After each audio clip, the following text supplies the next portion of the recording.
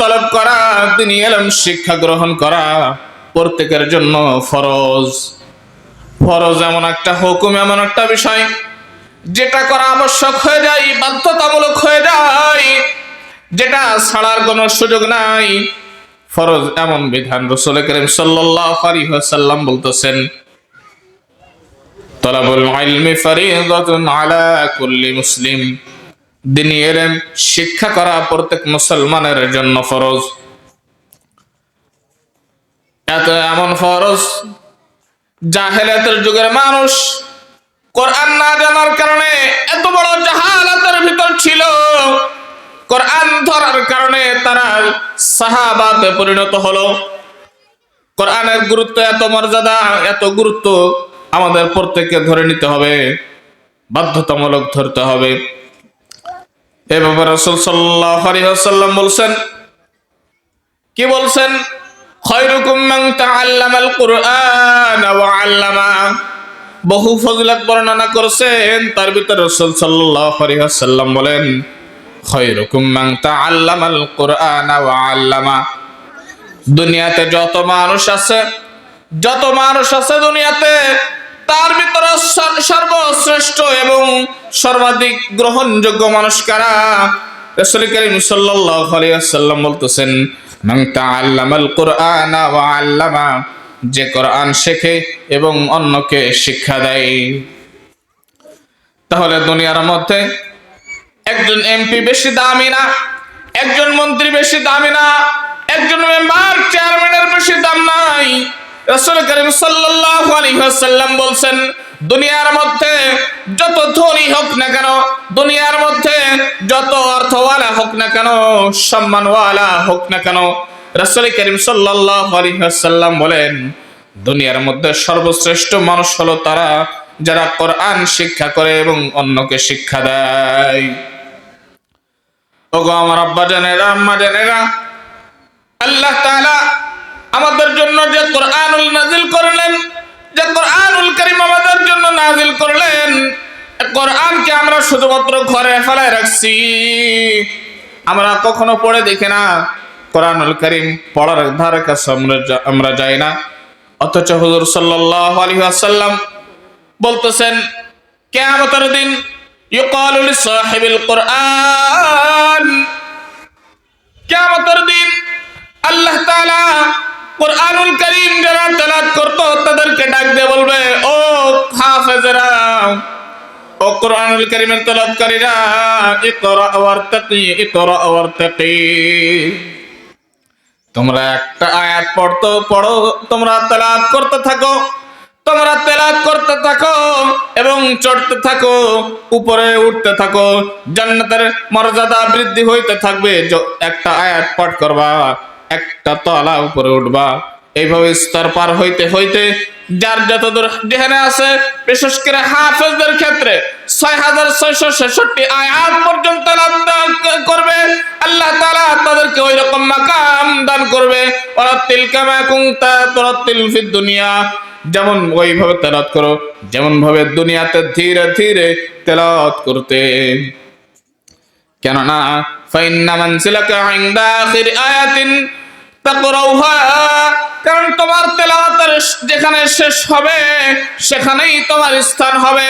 তুমি যদি সূরা ফাতিহা পড়তে পড়তে 7 আয়াত শেষ করো, আলহামদুলিল্লাহি রাব্বিল আলামিন আর রহমানির রহিম মালিকি ইয়াউমিদ্দিন إياك نعبد وإياك نستعين اهدنا الصراط المستقيم صراط الذين أنعمت عليهم غير المغضوب عليهم ولا الضالين আমিন। তুমি যদি এইভাবে 7টা আয়াত তেলাওয়াত করো, জান্নাতে 7 স্তর আল্লাহ তাআলা উঠায়া দিবেন। এইভাবে তোমার আয়াত যেখানে শেষ হবে ওই পর্যন্ত তোমার স্থান হবে। আল্লাহ তাআলা তোমার মর্যাদা দিলেন। রাসূল করিম সাল্লাল্লাহু আলাইহি ওয়াসাল্লাম বলতেছেন, কিয়ামতের ময়দানে কোরআনুল কারীম যারা পড়ে, যারা তেলাওয়াত করে, তাদেরকে বলা হবে তুমি পড়তে থাকো এবং চড়তে থাকো, এই মর্যাদা তাদেরকে দেওয়া হবে।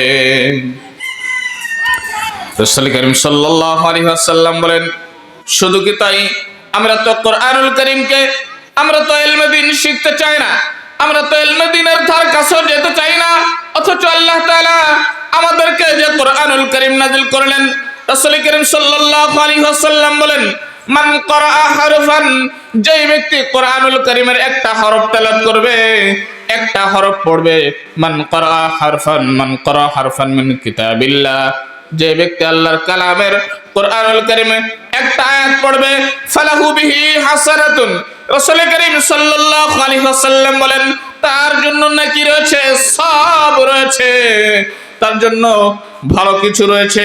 ওয়াল হাসানাতু আশরু আমসালিহা, বলতেছেন কত নেকি হবে, কত নেকি হবে?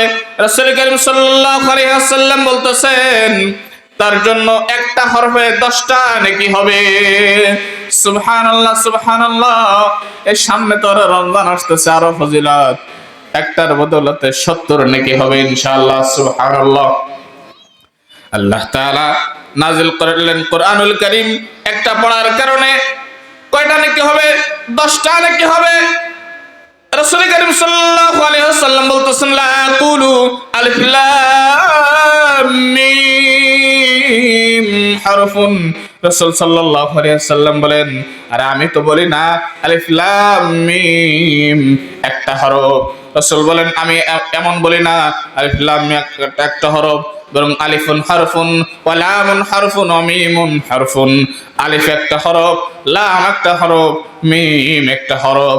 অর্থাৎ কোন আল্লাহর বান্দা, কোন আল্লাহর বান্দি যদি কোরআনুল কারীম খুইলা আলিফ লাম মিম তেলাওয়াত করে, আল্লাহ তাআলা তার আমলনামায় 30টা নেকি দান করে দিবেন। সুবহানাল্লাহ, সুবহানাল্লাহ। শুধু কি তাই, আল্লাহ তাআলা কোরআনুল কারীম যারা তেলাওয়াত করে, কোরআনুল কারীম যারা তেলাওয়াত করে, যারা হাফেজে কোরআন, হাফেজে কোরআনের সাথে কিয়ামতের ময়দানে কোরআনুল কারীম সাক্ষাৎ করবে, কোরআনুল কারীম তাদের সাথে সাক্ষাৎ করবে। এমন অবস্থায় সাক্ষাৎ করবে, ইন্নাল কোরআনা ইয়ালকি লিসাহিবাহু, কোরআনুল কারীম তার তেলাওয়াতকারীর সাথে সাক্ষাৎ করবে, হিনা ইয়ানশাকু আনহু কবরুহু, যখন তার কবর থেকে বের হবে তার সাথে সাক্ষাৎ করবে। কারজুলিশ সাহিবি, এমন অবস্থায় যে দুর্বলতার কারণে চেহারার রং পরিবর্তন হয়ে যায়, এমন হারাত সাক্ষাৎ করার পরে তাকে বলবে, হাল তারিফুনি, এ আল্লাহর বান্দা, এ হাফেজে কোরআন, তুমি কি আমাকে চেনো?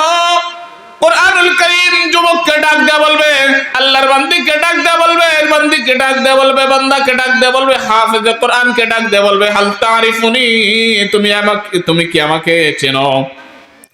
তখন হাফেজে কোরআন বলবে, মা আরাফুকা, না না আমি তো তোমাকে চিনি না।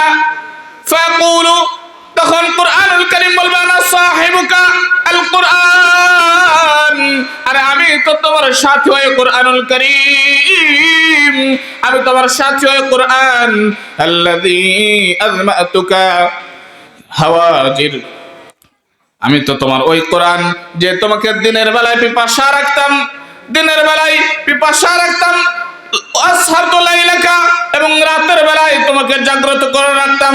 অর্থাৎ তুমি দিনের বেলায় খাওয়া নাই, দাওয়া নাই, আমাকে নিয়ে তেলাওয়াত করতে, আমাকে নিয়ে পড়ে থাকতে, আমার হুকুমগুলা মেনে নিতে, আল্লাহ তাআলা আমার মাঝে যে হুকুম করেছেন সবগুলা মেনে নিতে, আমাকে দিনভর তেলাওয়াত করতে, রাত্রে না ঘুমায়া আমাকে নিয়ে তুমি তেলাওয়াত করতে। ইন্নাত তাজিরা মিন ওয়ারা'i তিজারাতিহি, এরপর কোরআনুল কারীম বলবে, এই শুনে নাও দুনিয়ার মানুষেরা, প্রত্যেকটা ব্যবসায়ী তার ব্যবসায় লাভ করতে চাই, প্রত্যেকটা ব্যবসায়ী তার ব্যবসায় লাভ করতে চাই। ওয়া আনতাল ইয়াউমা মিন ওয়ারা'i কুল্লি তিজারাতিন, আর তুমিও তোমার ব্যবসায় অধিক লাভ করবে, প্রচুর সফল কাম হবে, লাভ করবে। বর্ণনাকারী বলতেছেন, ফায়াতাল ইয়াউমা ফায়াতাল মুলকা বিয়ামিনিহি, ওই হাফেজে কোরআন যারা থাকবে দুনিয়াতে, যারা হাফেজে কোরআন হবে, এ আম্মা জানেরা ভালো করে শুনে নেন, আব্বা জানেরা কান খুলে শুনে নেন, হাফেজে কোরআন যারা হবে তাদের ডান হাতে আল্লাহ তাআলা বাদশাহী দান করে দিবেন। সুবহানাল্লাহ, সুবহানাল্লাহ। ওয়াল খুলতা বিশিমালিহি, তার বাম হাতে চিরস্থায়ী থাকার পরোয়ানা দেওয়া হবে।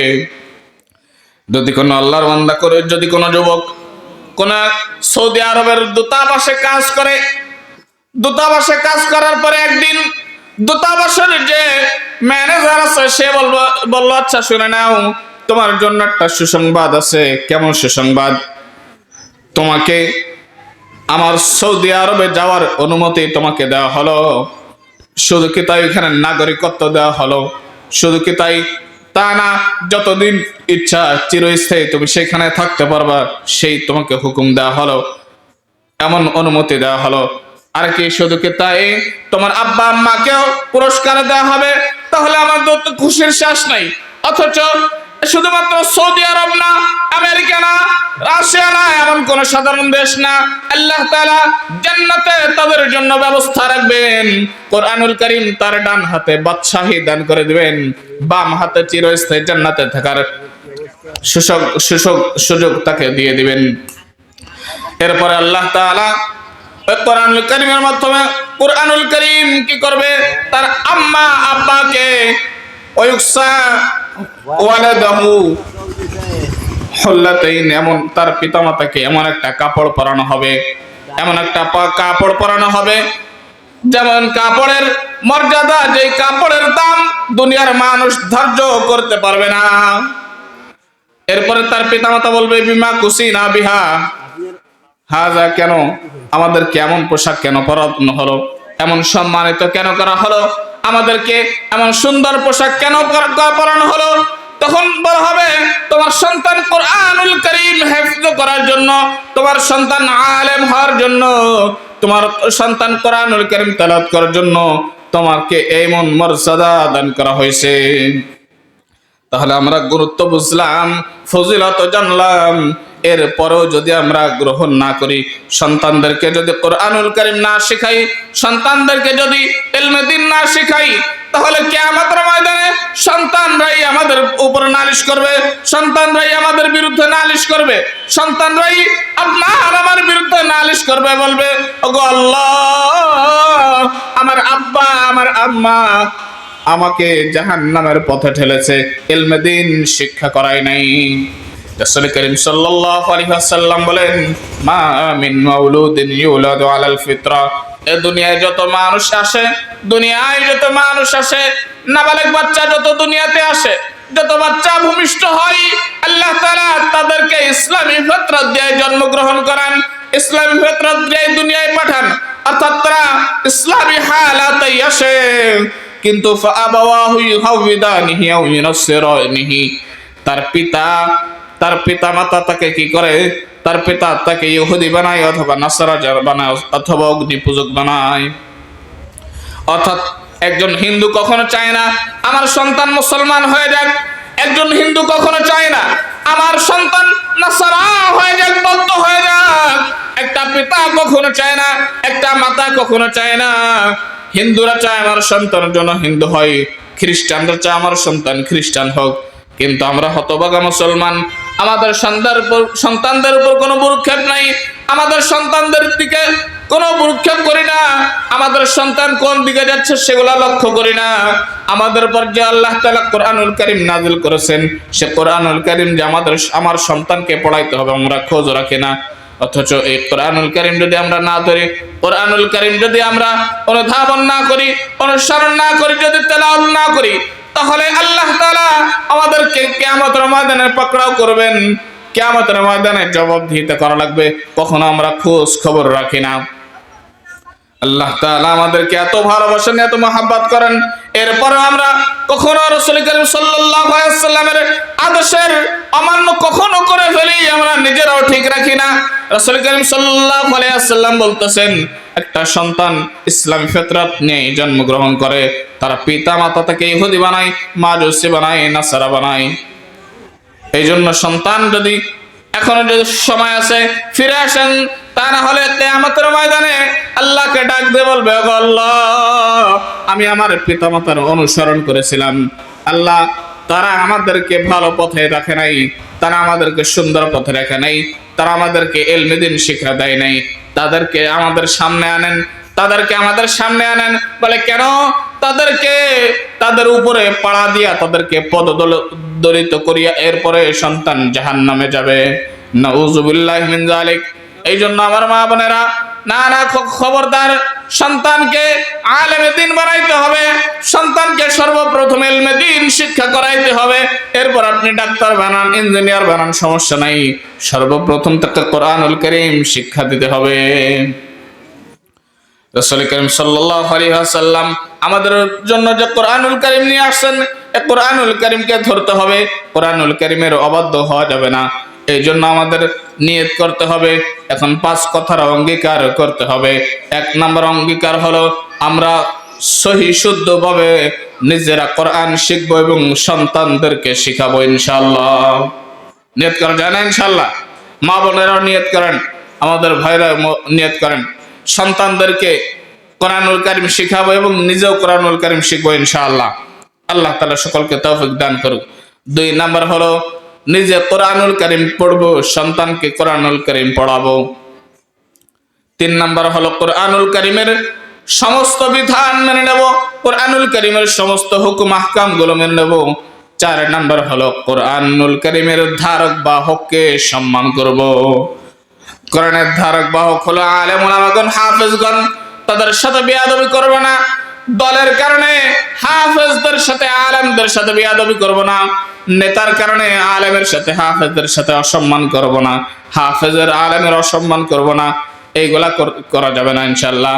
এবং 5 নাম্বার ওয়াদা হলো কোরআনুল কারীম যেখানে শেখানো হয়, কোরআনের মাদ্রাসা, আল্লাহ রাসূলের মেহমানখানা, মাদ্রাসার প্রতি রুখে দাঁড়াবো, মাদ্রাসার হয়ে আমরা দাঁড়াবো, মাদ্রাসার পক্ষে সব সময় থাকবো, মাদ্রাসার বিপক্ষে যাব না। কোরআনুল কারীমের শিক্ষা কেন্দ্র মাদ্রাসার পাশে সব সময় থাকবো। নিয়ত করা যায় না ইনশাআল্লাহ? অবশ্যই নিয়ত করা যায়। আল্লাহ তাআলা আমাকে আপনাকে যতগুলা কথা বললাম, আল্লাহ তাআলা তার ভিতরে রাসূল করিম সাল্লাল্লাহু আলাইহি ওয়াসাল্লামের কোরআনুল কারীমকে আমরা যেন সারা জীবন অনুসরণ করতে পারি, অনুকরণ করতে পারি। আল্লাহ তাআলা আমাদের সকলকে কোরআনুল কারীমের ধারক বাহক বানানোর জন্য প্রত্যেকটা সন্তানকে কবুল করে নিক, আমিন।